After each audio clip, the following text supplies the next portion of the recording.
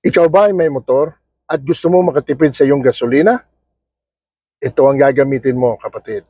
GTO 30ml. Okay?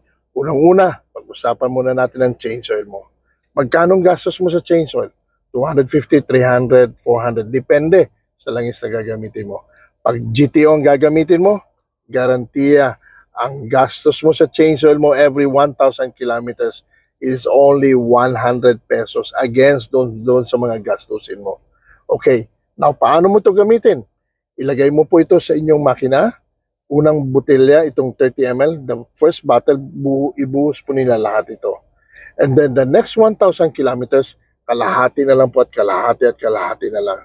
Igagarantiya ko po sa inyo, napakaganda ng hatak ng inyong motor, napaka-smooth ng takbo ng inyong motor, at hindi lang ho yan. Mamamangha kayo kung gaano kalaki ang fuel savings nila sa kanilang motor. Napakarami na pong nag-testify nito.